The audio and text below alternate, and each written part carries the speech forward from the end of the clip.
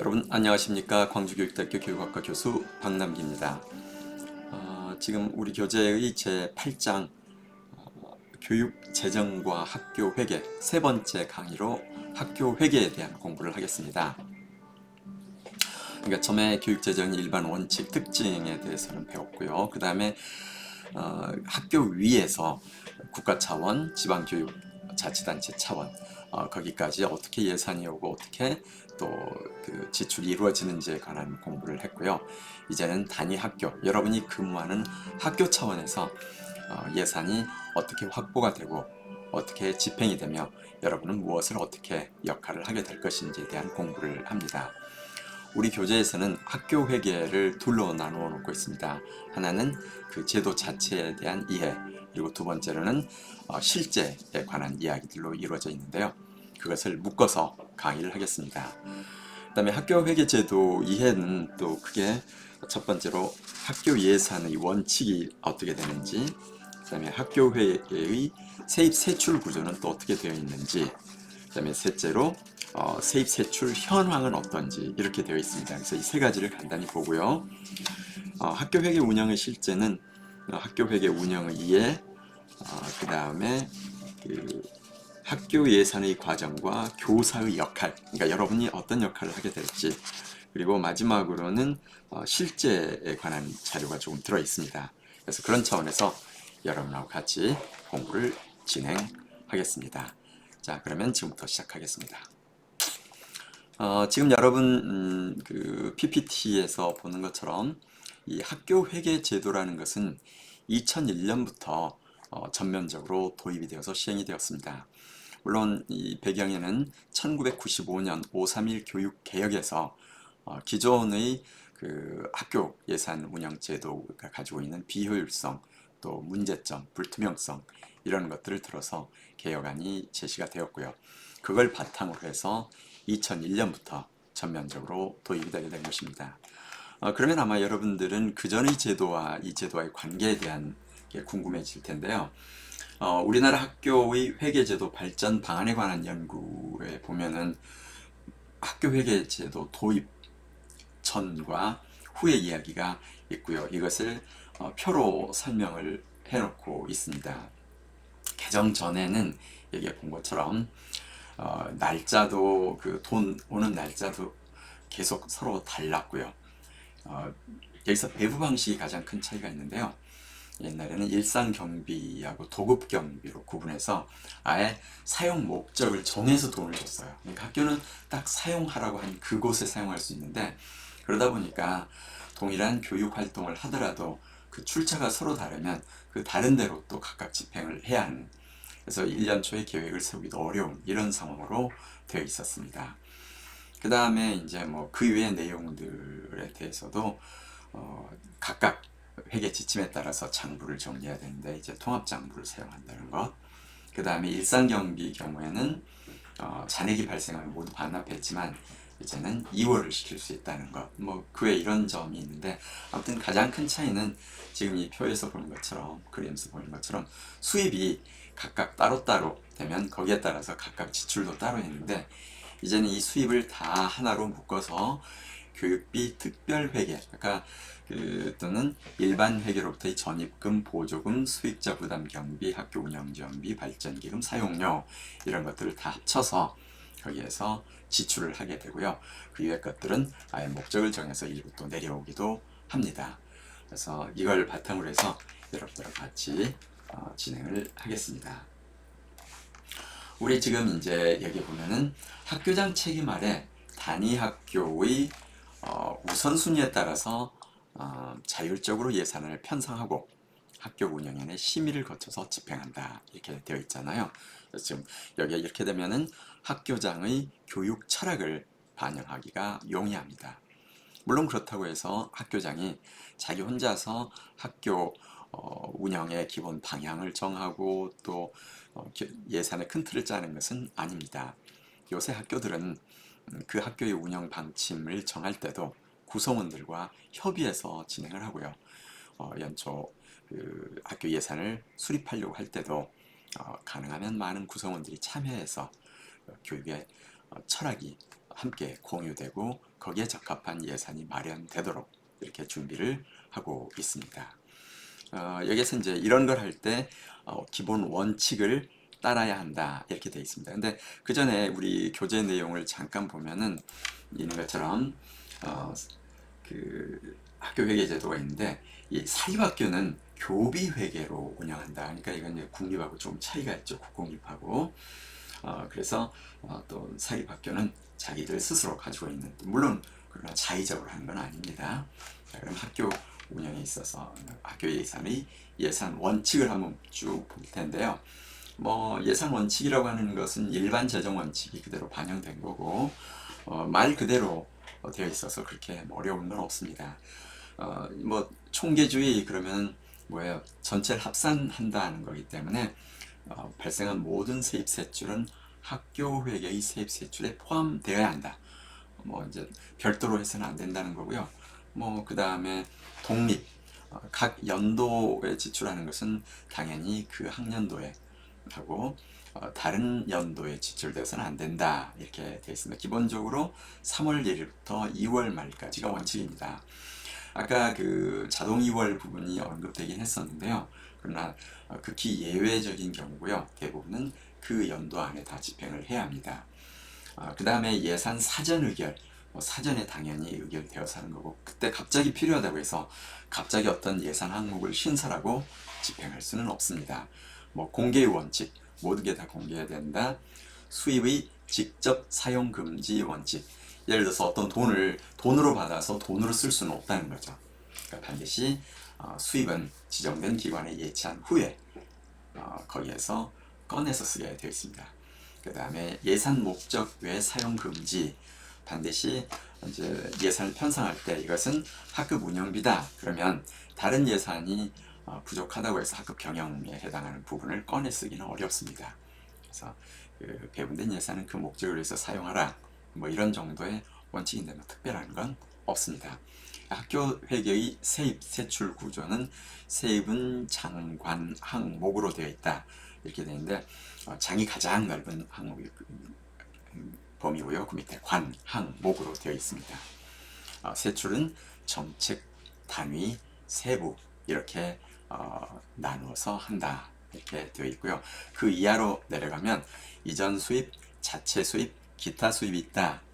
그래서 이전 수입은 중앙정부, 지자체, 지방교육자치단체, 기타. 자체 수입은 학부모 부담, 행정활동 있고요. 그 밑에 기타, 전년도 2월금 들어있는데 뭐 학부모 수입 그러면 예를 들어서 학부모들이 학교에서 방과 후 활동을 하는데 사용료를 낸다. 그러면 그것은 학교의 자체 수입이 되겠죠.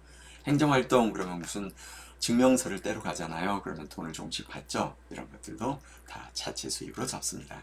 그러나 아까 얘기했던 것처럼 그것을 반드시 교사, 그러니까 학교 은행에다 입금을 하고 거기에서 꺼내 쓰는 거지 돈을 받아서 돈으로 쓸 수는 없다 얘기를 했습니다. 세출에는 아까 얘기했던 것처럼 이제 인적 자원, 그 다음에 학생 복지와 교육 격차 해소, 기본 선택 교육 활동, 학교 일반 운영 시설, 재무 활동 이렇게 나뉘어 있습니다. 그래서 학교 회계 운영에 대해서는 지금 우리 교재를 바탕으로 해서 같이 보면서 진행을 할까 합니다. 여기 지금 계속비, 예비비, 뭐 학교 회계 세입 세출 구조 이렇게 돼 있는데 이 세입 구조에 대해서 여기 지금 설명한 걸 가지고서 그림을 한번 같이 보도록 하겠습니다.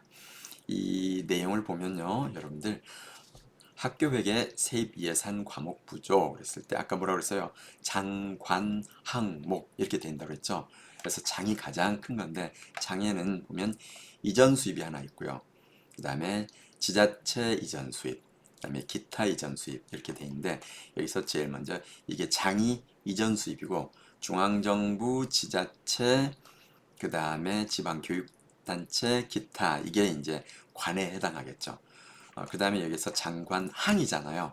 항 그러면 중앙정부 중에서도 이제 그 밑에 국고보조, 그 다음에 지자체에서는 비법정과 교육경비보조, 그 다음에 지방교육단체에서는 교육비 특별회계 이게 그 다음에 여기서 말하는 장관 항에 해당합니다. 하악 밑으로 가는 게 목인데 비법정, 지자체의 비법정 이전 수입, 그러면 그게 광역지방자치단체 전입금과 기초지방자치단체 전입금, 이게 목에 해당합니다. 그러니까 지방자치단체 전입금은 이전 수입의 지방자치단체 이전 수입에 해당하고 그 중에 비법정 이전 수입의 한 부분이다. 이렇게 이해를 하면 되겠습니다. 나머지도 뭐 다 그런 방식으로 여러분이 이해할 수가 있습니다. 그렇게 해서 이게 지금 구성이 되어 있고요. 여기 이제 조금 이 표를 더 보면 이미 앞에서 다 얘기했었죠. 광역지방자치단체의 전입금 그랬을 때는 사회적 배려 대상 지원 보조금이랄지 또 이런 게 있고요. 급식비 보조가 있습니다. 지자체 기초단체 보조금도 농어촌 학교 보조금이 광역과 기초가 다 있는 걸 볼 수 있습니다. 그 다음에 교육 경비 보조금에서도 광역 지방자치단체는 급식 시설, 설비 사업 이런 걸 한다. 근데 광역 기초가 이렇게 거의 중복되게 서로 할 수 있다. 이걸 할 수가 있습니다.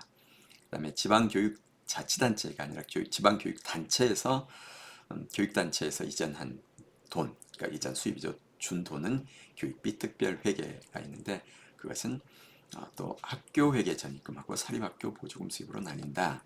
기타 이전 수입, 그 다음에 학부모 수입 해서 학부모 수입이라는 자체 수입이라는 장, 그 다음에 학부모 수입이라는 관, 밑에가 항이 등록금, 그 다음에 행정활동 수입의 이제 관이죠. 그 다음에 항이 사용료, 자산 수입 뭐 이런 식으로 쭉 가게 되는 거죠. 이게 이제 세입에 관한 부분입니다. 그래서 수익자 부담을 보면은 여기는 급식비, 옛날에 급식비를 본인들이 부담할 때가 있었어요. 또 이제 다른 또 특별한 활동 경우에 들어 있습니다. 교과서 비용, 뭐 과거의 기숙사비, 뭐 교복 구입비, 고등학교 같은 경우에는 이제 아직까지는 기타 이런 현장 체험학습비 이런 것들이 수익자 부담으로 들어가는 부분들이 존재합니다. 그 다음에 세출에 관한 부분을 잠깐 볼까요? 이 세출에 관한 부분은 지금 세출에서는 크게 얘기한 것처럼 이제 이 표로 보면 아까 뭐라고 그랬어요? 학교 세출 예산은 정책 사업, 그 다음에 정책 그 밑에 단위 사업, 그 정책을 위한 단위 사업이 있겠죠. 그 밑에 세부 사업이 있습니다. 여기서 정책 그 큰 항목이 인적 자원이에요. 그러면 그 밑에가 이제 교직원 보수, 기타 직원 보수, 교직원 복지 및 역량 강화 이렇게 나뉘어져 있고요. 직원 정책 사업에서는 정책에서는 인적 자원에 해당하고 단위에서는 교직원 보수에 해당하고 세부로 오면 여기서 사립학교 교원 보수, 직원 보수 이런 식으로 학교 회계 세출 예산 과목 구조가 되어 있습니다. 여기에 지금 일반적인 교사들의 급여는 공립학교는 따로 학교 차원에서 하지는 않습니다. 그 국가에서 일괄적으로 교육청에서 내려오는데 사립학교는 또 학교 안에서 이렇게 별도로 하고 있습니다.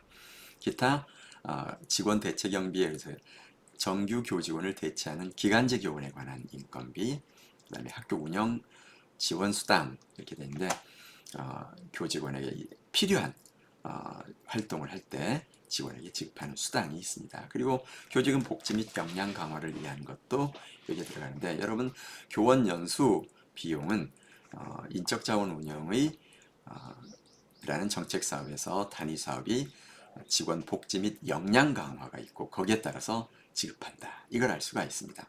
그 다음에 인적 사원 다음에 학생 복지 격차가 있죠. 교육 격차 해소. 그래서 급식, 기숙사, 보건, 교육 격차에서 학생 복지 이런 장관 이제 이게 지금 전체로 보면 정책 사업에서 단위 사업에 해당하죠. 이게 급식 관리, 기숙사 관리 이게 그다음에 여기 있는 단위 사업 밑에 세부 사업까지가 또 들어있는 경우도 있습니다. 예를 들면 창체 예산은 정책 사업으로는 기본적 교육 활동이고요. 그 밑에 창체, 그러니까 교과 활동과 창체가 구분되는 것을 볼 수가 있습니다. 미안합니다. 지금 이제 여기서 교과 활동 중에서 창체가 들어가게 되고요. 여기 이제 일반 교과 활동이 있겠죠. 그 다음에 여기에 이제 선택적 교육 활동 그러면 또 들어가는데 창체에 있고 그 밑에 창체 세부 사업으로 자동 봉진 그러죠. 이게 다 들어있는 것을 볼 수가 있습니다. 그래서 이런 방식으로 교육 활동 지원 그러면 교무 생활 연구 학습 지원실 운영 이게 거기에 들어있는 내용입니다. 이게 지금 세출 부분이에요. 그다음 일반 학교 운영은 이런 식으로 되어 있고 시설 그다음에 재무 활동 이렇게 되어 있는 걸 볼 수 있습니다. 이게 이제 학교의 회계 세입 세출에 관한 여러분들에게 구조를 보여주었습니다. 그래서 세입 구조 그다음에 학교 회계 이제 세입 구조, 세출 구조 이게 세출 구조였습니다. 그다음에 이제 학교 회계의 세입 세출 현황을 여기서 한번 보여주고 있는데요. 여러분 상당히 좋은 내용들 여기서 볼 수 있습니다. 지난 10년 동안 공립학교 회계 결산 세입 결산이에요. 여기서 세입 결산은 뭐냐면 최종적으로 세입이 어떻게 되었나를 결산한다는 말이죠. 결산 그러면 꼭 세출을 염두에 둘 가능성인데 그게 아니에요. 세입도 들어갑니다. 그래서 세입 총액이 2010년에는 13조였다가 여기는 지금 뭐냐면 공립학교 학교 회계만 따진 거예요. 거기에는 공립학교 회계에는 직원 급여는 들어있지 않습니다. 그 다음에 그게 13조에서 21조 7천억으로 늘었다. 1.6배가 증가했다. 아까 얘기한 것처럼 학생 수는 그 사이에 거의 한 250만 정도가 줄었다고 그랬죠. 근데 그때 재원별 변화 추이를 봤더니 지방교육자치단체 이전 수입이 51.4에서 63.7로 높아졌는데 학부모 부담은 크게 낮아진 걸 볼 수 있습니다. 그것은 지금 여러 가지 학교에서 일어난 제반, 급식비부터 시작해서 체험활동 이런 것까지도 모두 다 학교 예산으로 학교가 예산을 잡아서 시행하고 있다 보니까 부모가 직접 부담하는 비율은 갈수록 줄어들고 있다. 이걸 알 수가 있습니다. 이걸 표로 한번 보면요. 지금 이렇게 되어 있습니다. 약 76억 원 이전 수입이 있는데 그 중에서 이전 수입이니까 70% 정도 해당하죠. 중앙정부에 사는 것, 지방자치단체에 사는 것, 지방교육단체에 사는 것 이렇게 되는데 학교론 예산 중에서 그러니까 약 63.7%는 아까 했던 일반적인 학교 회계에 해당하는 학교 운영비 전입금이 있고 그다음에 이 목적 사업비 전입금, 이 목적 사업비 전입금은 목적을 명확하게 정해서 주는 거고 이것은 원칙대로 그대로 써야 됩니다. 그러나 조금 이제 그 운영비 전입금 경우에는 장관 항목이 있으면 그걸 세출해서 사업을 약간 변경시켜서 세출을 할 수도 있습니다. 그 다음에 자체 수입이 있고 기타 수입이 있고 한데 여기서 지금 보인 것처럼 2010년에는 57%였던 이전 수입이 2019년에는 70% 수준으로 크게 올랐다. 이걸 볼 수가 있죠. 그 중에 가장 크게 오른 것이 지방교육단체의 이전 수입이다. 이렇게 볼 수가 있습니다. 금액도 오르고 비율도 오르게 되는 것은 얘기했던 것처럼 이미 지방교육재정교부금법이라는 게 있고 그 중에서 내국세의 20점 내가 꼭 그 숫자를 명확히 기억 못하네요. 몇 퍼센트를 넘겨줘야 되는데 내국세 비율이 크게 늘었죠. 그래서 우리 대한민국 예산 자체도 500조를 넘어서는 그런 슈퍼 예산이 되었고 거기에 따라서 학교 예산도 그러니까 교육 예산도 늘고 그 결과 학교 예산도 크게 늘어나는 것을 볼 수가 있다. 이렇게 생각하면 되겠습니다. 이게 이제 그거고요. 그다음에 공립학교 세출 결산액 세출을 기준으로 해서 봤더니 2010년에 12조였는데 2019년에는 20조 정도로 1.6배가 증가했다. 근데 거기에서 세출 항목에서 가장 높은 비중을 차지하는 게 학생 복지와 교육 격차 해소인데 2015년에 비중이 다소 증가했다가 지금 조금 감소하고 있다. 이렇게 얘기를 하고 있습니다. 세출 결산액 그러니까 학교 차원에서 그러면 여기 있는 것처럼 지금 복지 그 다음에 교육 격차 이 예산이 아주 크게 금액 자체가 이렇게 거의 엄청나게 증가하고 있음을 볼 수가 있습니다. 그 다음에 기본 교육 활동 예산은 그런데 본 것처럼 어때요? 금액은 늘었는데 비율은 줄어들고 있다. 16.7에서 12.9로 비율이 크게 줄었어요. 그러니까 교과 활동이나 창체 활동, 직접적으로 들어가는 예산 자체는 그렇게까지 크게 늘지 못했다. 오히려 비율상으로는 줄었다. 주로 복지와 교육 격차 해소 쪽에 예산이 증가했다. 이걸 볼 수가 있습니다. 이 복지와 교육 격차 해소 쪽에는 거의 금액 자체로 따져도 2배 이상, 2배 가까이 이렇게 증가한 것을 볼 수가 있습니다.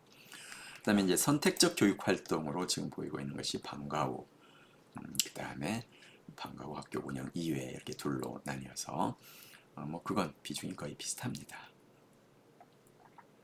그 다음에 이제 여기에 그래서 여기에 문제를 제시하죠. 이 시도교육청에서 공립학교로 지원하는 이전 수입의 비중이 증가하는데 학부모 부담이 수입 비중이 낮아지고 있다. 이유가 뭐냐? 그다음에 정말 이게 바람직한 방향이냐? 이런 거 했었는데 한번 고민해 보기 바랍니다. 내가 금방 설명했던데 답들이 들어 있습니다. 그 다음에 이 지방교육단체 이전 수입에서 학교 운영비와 목적 사업비를 보면 목적 사업비 비중이 오히려 늘고 있다. 이건 타당하냐? 여기에 대해서도 학교 자율성 차원하고 또 예산 사용의 합리성, 또 규제 이런 차원에서 고민해 볼 수가 있습니다. 그 다음에 복지 예산이 크게 늘고 기본 사업 교육활동 감소가 되고 있는데 비중이 이건 어떻게 왜 그런지 그렇다고 생각하는지에 대한 질문입니다. 근데 지금 금액 자체로는 그러니까 비율은 떨어졌지만 교육활동 사업 그 액수 자체가 줄어든 건 아니다라고 했어요. 학생은 250만 가까이 줄어들었고 그렇지만 여기 본 것처럼 20조에서 약 26조로 기본적 교육활동 예산도 늘었습니다. 그러니까 학생 1인당으로 따진다면 훨씬 더 많이 는 게 되겠죠. 그 다음에 학교에서 복지에 신경을 더 많이 쓰고 있다. 이렇게 생각을 할 수가 있습니다. 자, 그럼 여러분들하고 같이 이번에는 학교 예산의 과정에서 교사가 하는 역할 부분을 한번 볼 텐데요. 미안합니다. 이거 가기 전에 여러분하고 같이 학교 회계 운영의 실제 부분, 그래서 실제로 어떻게 구성되어 있는지 자료를 한번 잠깐 살펴보고 가겠습니다. 이건 이 챕터를 썼던 교수님이 아마 자기가 거주하고 있는 그 학교가 대학이 있는 근처 이 중소도시 이 2개 초등학교 예산을 직접 가져다가 가명으로 산들초, 그 다음에 바다초. 산들초는 12개 정도 소규모 학교고 바다초는 35개 규모의 큰 학교인데 산들초는 학급당 학생 수가 15.3명, 바다초는 26명. 이걸로 봐서 바다초는 도시에 있는 대규모 학교이고 산들초는 농어촌에 있는 중소도시에 있는 소도시에 있는 조그만 소규모 학교다. 이렇게 알 수가 있습니다. 아니면 뭐 대도시에도 요새 소규모 학교가 나타나긴 합니다. 대도시 빈곤 지역에. 근데 학급당 학생 수도 다르고 교사 1인당 학생 수도 거의 뭐 2배 가까이 크게 차이가 있죠. 이렇게 해가지고 이 2개를 비교해 놨는데 여기에서 이 세입 항목을 보고 또 여러 가지가 있는데 여기 지금 산들초와 바다초를 보면 이전 수입, 그러니까 교육부 교육청이죠. 교육청에서 준 돈, 그 다음에 지방자치단체와 기초단체에서 준 돈, 이런 것들 중앙정부 직접 준 거 뭐 이런 것들 돼 있는데 산들초 바다초 봤더니 구성비가 산들초는 작은 규모잖아요. 그래서 그 이전 수입이 차지하는 게 10%가 오히려 더 바다초보다 많습니다. 바다초가 금액은 산들초의 2배 가까이 되죠. 그 다음에 여기서 내려와서 보면 산들초는 지방교육단체 이전 수입이 훨씬 많죠. 그 다음에 기타 이전 수입이 이렇게 되어 있는데 자체 수입으로 와서 보면요, 이 산들초 이 소규모 학교는 약 17% 정도밖에 안 되고 바다초 대규모 학교는 자체 수입이 약 28% 정도 되는데 학부모 부담 수입 중에서 수익자 부담 수입의 금액이 훨씬 더 높다. 이걸 알 수가 있습니다. 그래서 이런 식으로 학교에 따라서 차이가 좀 나타납니다. 그 다음에 학교 회계 세출 예산 결산도 마찬가지입니다. 그래서 세출을 봤더니 중학교 세출 결산 차이는 약 2.2배다. 네, 산들초에서는 가장 높은 비중을 차지하는 게 학생 복지 격차 해소인데 약 31%, 2% 정도 되네요. 그 다음이 일반 운영, 선택적 교육활동, 기초. 바다초 경우는 학생 복지 교육 격차가 무려 46%나 되는 쪽으로 엄청 큰 걸 볼 수가 있습니다. 이 아까 산들초하고 바다초 이 학교 특성을 다시 한번 돌아볼까요? 이 보면 아까 뭐라고 그랬어요? 산들초하고 바다초 봤을 때 산들초는 184명 정도밖에 안 되고 바다초는 909명의 대규모 학교다. 이걸 우리가 알 수 있었죠. 산들초는 소규모 학교고요. 그래서 여기 와가지고 다시 미안합니다. 산들초 여기로 돌아가 보면 이 소규모 학교가 산들초였잖아요. 그래서 여기에서 학교 세출 예산의 특징을 다시 한번 같이 살펴보겠습니다. 세출 예산을 봤더니 이 소규모 학교인 산들초에서는 인적 자원 이건 그렇게 큰 차이가 나지 않습니다. 근데 학생복지 교육 격차 해소가 31.8%인 반면에 비율로 따지면 바다초는 46%나 된다. 이렇게 되어 있습니다. 그 다음에 기본 교육 활동비는 14%, 15%, 13.6, 14% 크게 차이는 나지 않네요. 그래서 이 가장 큰 격차가 이 학생 복지와 교육 격차 부분에서 나타나고 있다. 이렇게 볼 수가 있습니다. 근데 이 교육 격차 예산, 해소 예산에서 산들초는 약 1000단위니까 1100만, 1000만, 1억 정도가 들어간 반면에 바다초는 약 4억 정도가 들어갔거든요. 근데 아까 학생 수를 한번 다시 한번 보겠습니다. 봤더니 학생 수가 이 바다초는 산들초에 비해서 4배가 좀 더 되죠. 그러니까 이런데 이 바다초에서 들어가는 그거에 의해서 이 복지비 자체도 상당한 차이가 있다. 이것을 여기서 볼 수가 있습니다. 이게 지금 이제 실제로 볼 수 있는데 여러분들이 이렇게 예산서와 그러니까 결산서, 그래서 지출 결산서 같은 것을 살펴보면 그 학교 교육 활동이 어디에 초점을 둬서 어떻게 되고 있나 알 수 있고요. 여기에 지금 schoolinfo.go.kr이라고 돼 있잖아요.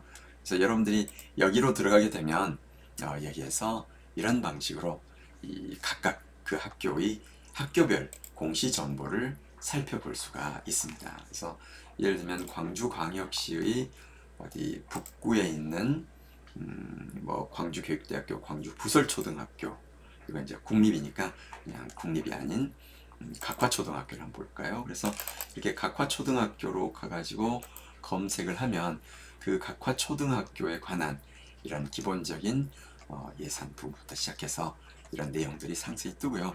여러분들이 이걸 토대로 해서 그 학교의 상황, 일정, 계획, 성별, 학생 수, 기타 이런 정보들, 교육여건 예산 결산 상황도 여기가 있잖아요. 그럼 2021년의 예산 결산 상황까지도 여러분들이 여기에서 구체적으로 살펴볼 수가 있습니다. 그래서 그런 식으로, 근데 여기에 보면 예결산서, 그래서 국공립의 학교 예결산서인데 이 학교의 경우에 정부의 손 돈이 얼마고 학부모 부담 얼마고 이런 식으로 쭉 나와 있죠. 그래서 여러분들이 여기에 가서 쭉 살펴보면 그러한 방식으로 구체적인 내용들을 볼 수가 있게 될 것입니다. 기회가 되면 한번 들어가 살펴보세요. 그래서 여기에 지금 학생 수는 약 5배, 학급 수는 3배 이렇게 많다. 이 바다초가 그래서 거기에 따라서 차이가 나는 건 당연한데 이제 그 차이가 정말 합리적인가 이런 것에 대한 질문을 지금 던지고 있습니다. 그 다음에 가장 차이가 나는 것이 지방교육단체 이전 수입, 학부모 부담 수입인데 이와 같이 구성비에서 차이가 나는 이유는 뭐라고 생각하느냐 이런 또 질문도 있습니다. 여러분 학부모 부담 수입에서 차이가 나는 경우는 뭘까요? 만약에 그 학교에서 생보자 비율이 높다면 학부모가 직접 부담하는 경우보다는 이전 수입을 가지고서 지원하는 금액이 더 커지겠죠. 그래서 학부모 부담의 비율을 보게 되면 여러분들이 그 지역 학교의 특성을 한번 우리가 예측은 해 볼 수가 있습니다. 그 다음에 학교 예산 과정에서의 교사의 역할에 대해서 보겠습니다. 이제 이게 바로 여러분들이 가장 관심 있어 하고 필요한 부분입니다. 그래서 예산안 편성에 대해서는 예산 편성을 어떻게 하라, 이게 교육청에서 회계 개시 3개월 전까지 학교로 내려옵니다. 그러니까 내년 3월이 회계 개시니까 그러면 12월 초에 이미 내려온단 말이죠. 11월 말 12월 초에. 그러면 그때 그 기본 원칙에 따라서 학교장은 의견을 수렴해가지고 또 담당 부서, 각 학교 안에 부서가 있죠.